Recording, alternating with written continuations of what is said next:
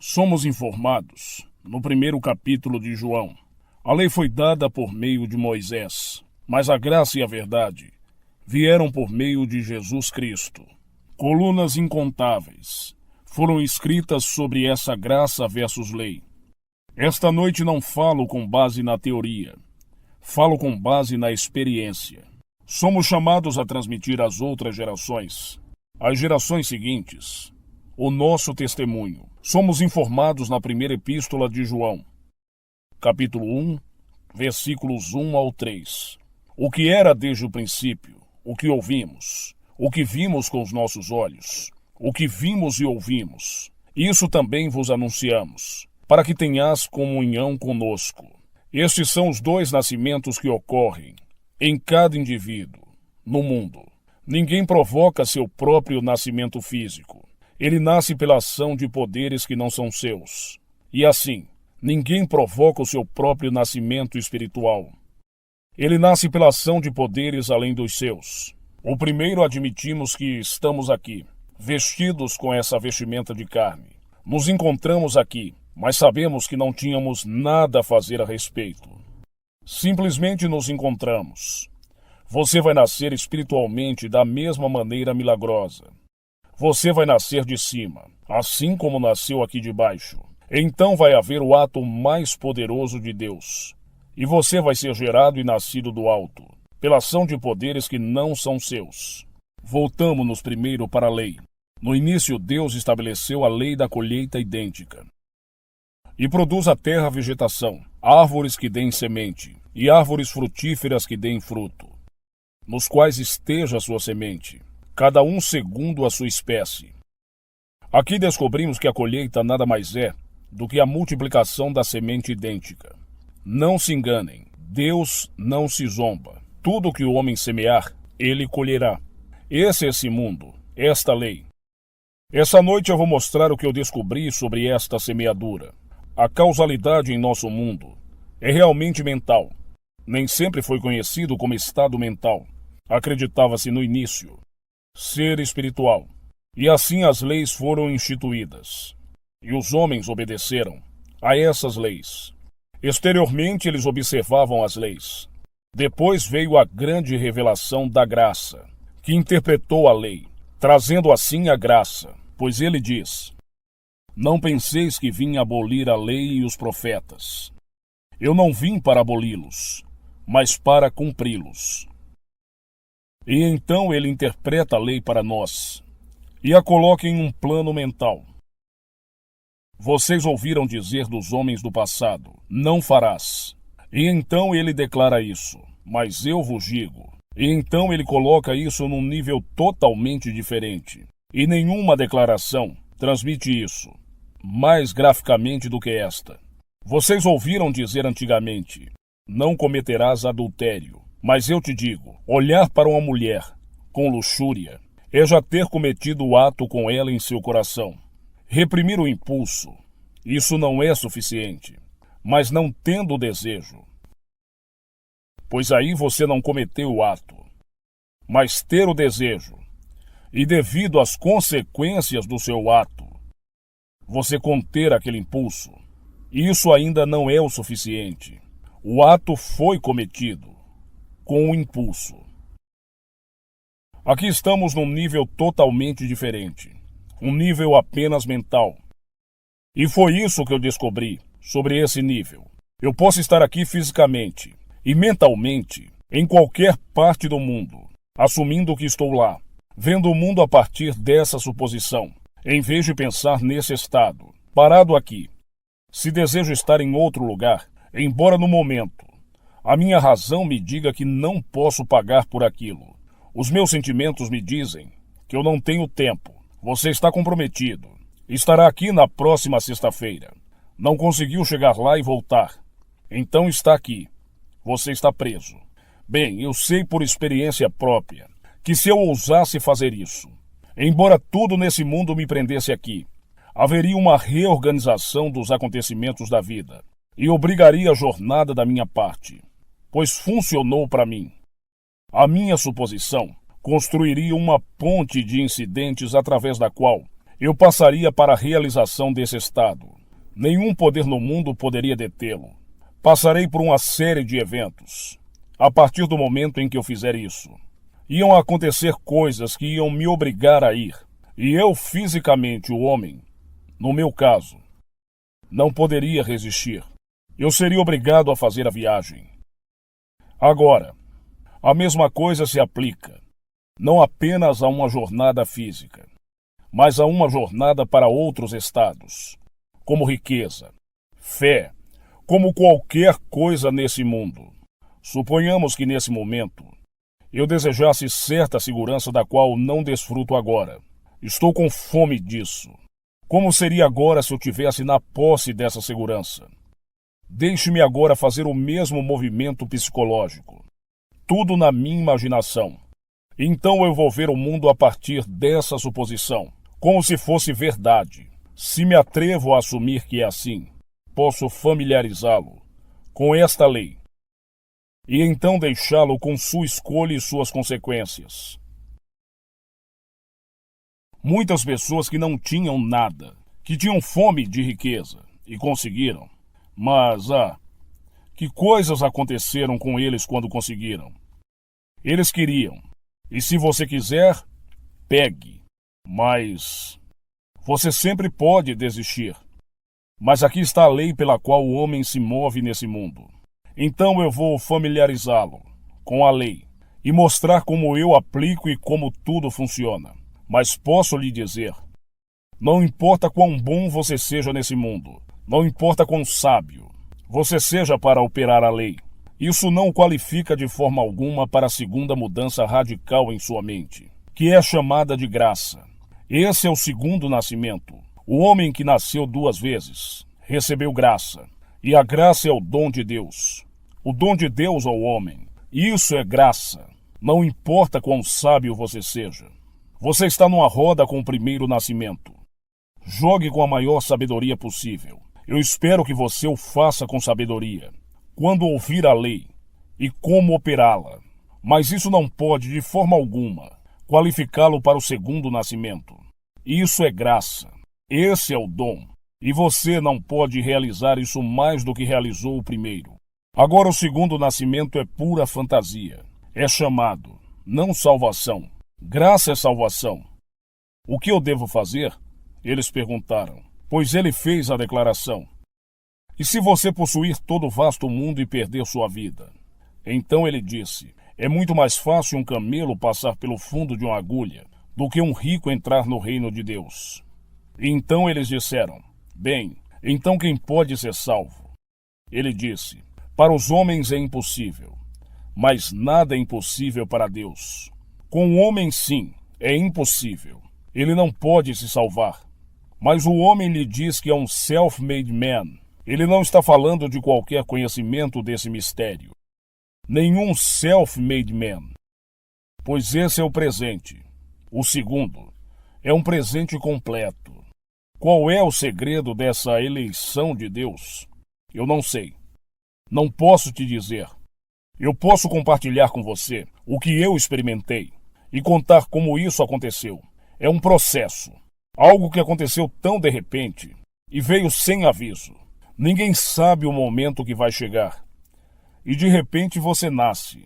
Você realmente nasceu. Você nasceu conscientemente. Eu não tenho nenhuma lembrança consciente de ter nascido do ventre da minha mãe. Absolutamente nenhuma. Eu nasci num determinado dia, mês, ano, numa pequena ilha, nas Índias Ocidentais. Eu não tinha conhecimento disso. E gradualmente a consciência me dominou. E quando eu tinha 4 anos, ou não exatamente 4, comecei a funcionar, conscientemente com a memória. Mas a memória não voltou ao meu nascimento. Mas o segundo nascimento é algo como se você estivesse realmente fazendo isso sozinho. Cada momento do tempo é consciente e vividamente vivo. Tudo o que você está fazendo e o exato momento até o final do nascimento está acontecendo em você. E do seu próprio ser maravilhoso, você está surgindo. E até aquele momento você não sabia que estava morto. Você presumiu que estava vivo e que um dia o seu corpo morreria. E então, se você sobreviveu ou não, você não sabia. Mas isso ia ser a morte. E aqueles que o viram ser preso, seja cremado ou na terra, iriam falar de você como alguém que estava morto, mas não enquanto você caminhou pela terra com eles. E, no entanto, chega o momento em que, de repente, um poder, além dos seus sonhos mais loucos, está acontecendo em você. E você não está fazendo isso. Você não tem controle. Isso está sendo feito com você. E à medida que o poder é intensificado, você acorda. E você sempre pensou antes desse momento. Você estava acordado. Você estava vivo. E andando pela terra. E aqui, pela primeira vez na eternidade, você desperta em uma tumba. E essa tumba é o seu crânio. E você descobre que isso está completamente selado e sepultado em seu próprio crânio. E você está totalmente desperto pela primeira vez na eternidade. Então começa o trabalho. E você sai como alguém nascido por si mesmo. Verdadeiramente gerado por si mesmo. Você sai. Todo o drama descrito para nós no Evangelho, que você está representando. Você está nascendo sozinho. As testemunhas tornaram-se presentes. E estão aqui para testemunhar esse acontecimento na eternidade. Eles não podem ver você, porque você é invisível. Mas você é mais real do que eles. Mais real do que qualquer coisa no mundo, naquele momento. E ainda assim, você é invisível. Então você sabe o que significa. Deus é espírito. E aqueles que o adoram em espírito e em verdade. E como Deus tem vida em si mesmo, Deus o Pai, então agora ele concede ao Filho ter vida em si mesmo. De repente você acorda e a força, o intenso poder que você sente, vindo de você, agora parece estar no canto da sala. Está totalmente centrado.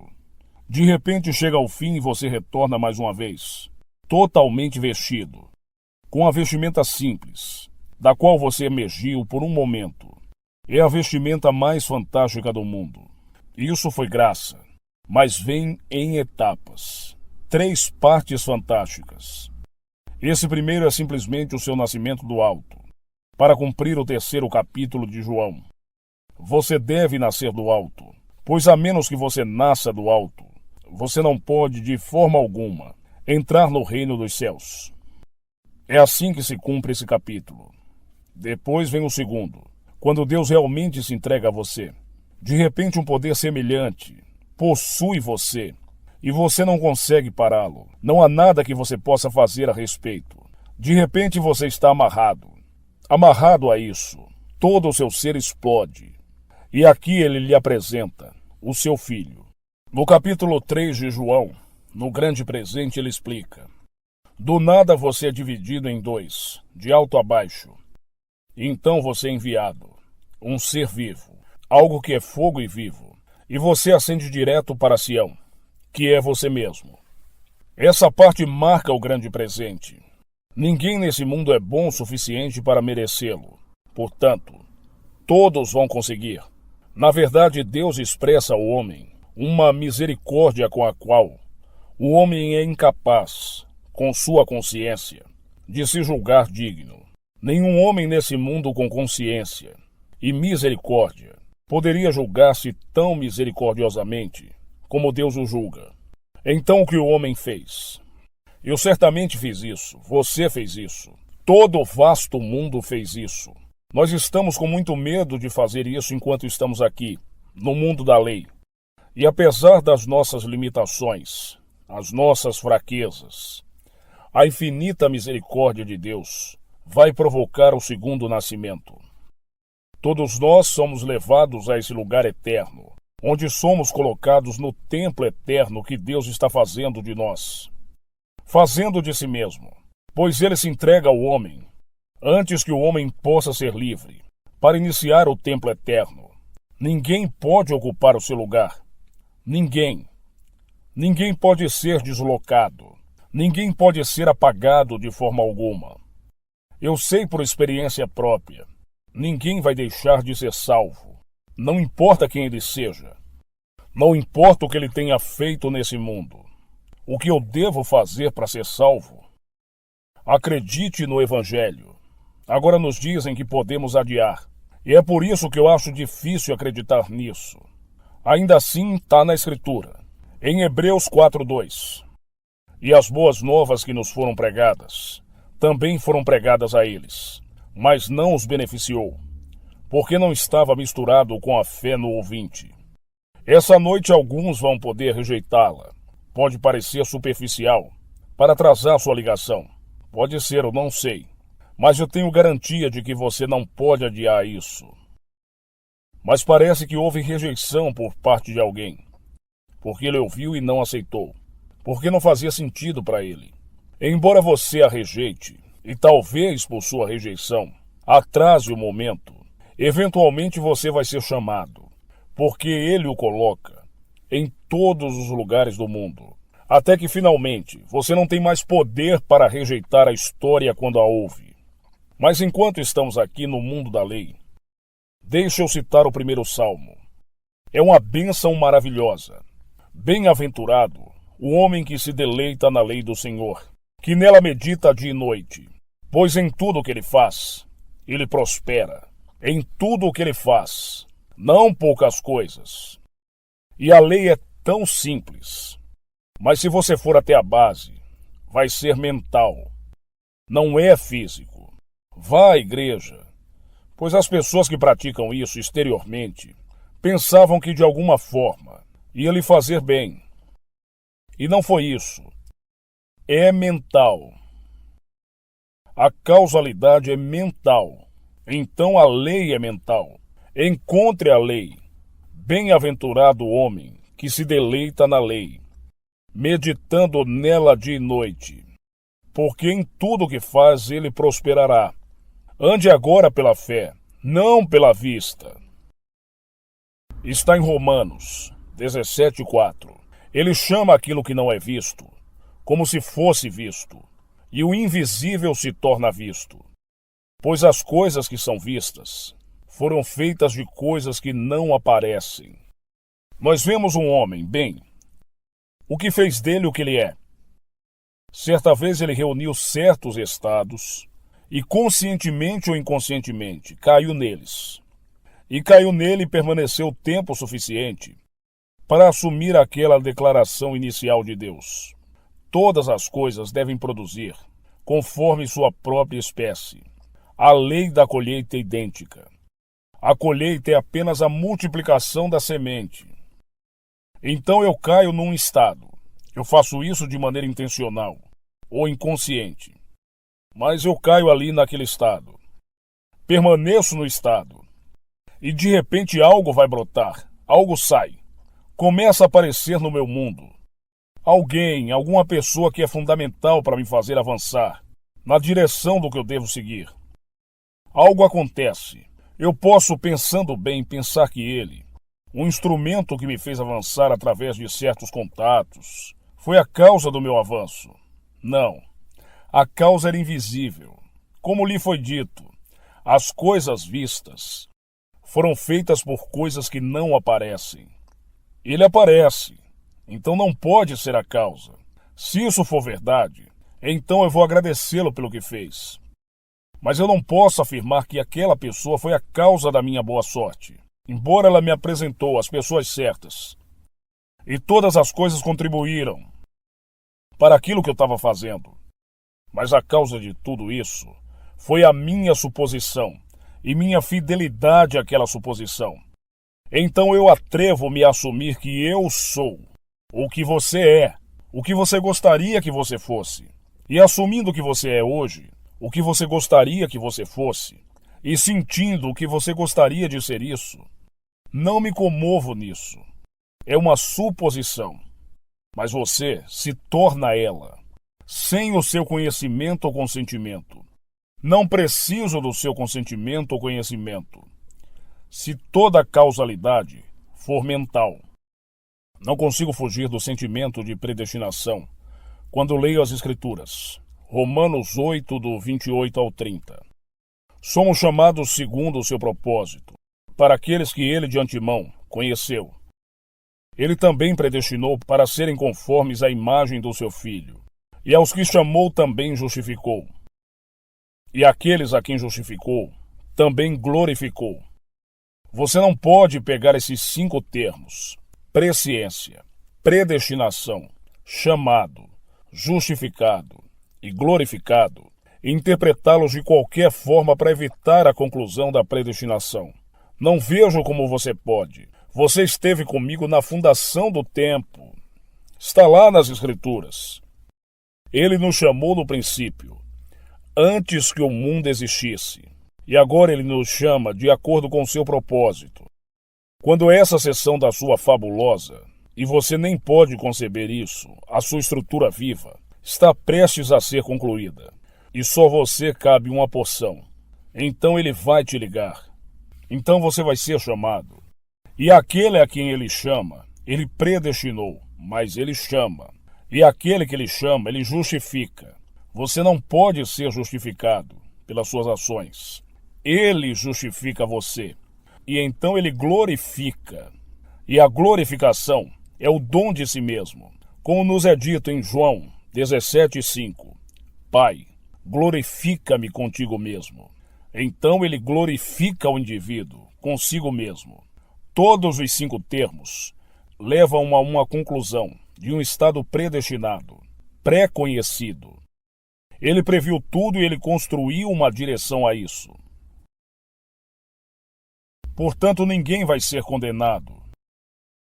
Ninguém fica sem salvação. Quando lhe perguntarem o que devo fazer para ser salvo, vá às Escrituras e mostre que com o homem isso não é possível. É o capítulo 10 de Marcos 26:27. Com o homem não é possível. Mas com Deus, todas as coisas são possíveis. Eles não conseguiam entender como um homem poderia ser salvo. Depois de lhes contar o que tinha sobre o camelo e o homem rico. O homem rico não significa necessariamente um homem com dinheiro. A primeira bem-aventurança diz: bem-aventurados os pobres de espírito, porque receberão o reino. O pobre de espírito é aquele que não é complacente. Nem todo mundo que tem dinheiro é complacente. Você pode ser socialmente proeminente e muito complacente. Você pode ser intelectualmente uma estrela, ter seu doutorado ou diploma ali na parede atrás de você e estar acima de tudo. Você sabe tudo porque lhe foi conferido um grau dado pelo homem. Nesse nosso mundo, há muita ignorância real e aprendida. Não estou dizendo que todos que têm diploma e isso sejam snobs. Você não pode ganhar o reino com isso. Não importa o que faça, pois a sabedoria desse mundo é loucura aos olhos de Deus. Nada que o homem sabe aqui, através dos seus esforços, funcionará de forma alguma onde ele vai estar destinado a estar, pois ele está ascendendo para um mundo que estará completamente sujeito ao seu poder imaginativo. Tudo no mundo estará sob seu controle, porque Deus tem se dado ao homem. Deus sendo onisciente, ele será onisciente. Deus sendo todo-poderoso, todo-amoroso, ele vai ser todo-poderoso e amoroso, pois ele se entrega ao homem. E assim você não vai ser substituído por ninguém. Todos vão ser iguais aos olhos de Deus, porque é Ele mesmo. Ele não pode ser mais do que aquilo que lhe deu. E ninguém vai ser maior, porque você não pode obter mais do que Deus lhe deu, pois Ele lhe deu a si mesmo, como se não houvesse outros no mundo, apenas Deus e você. E finalmente, só você. Agora vamos entrar no silêncio.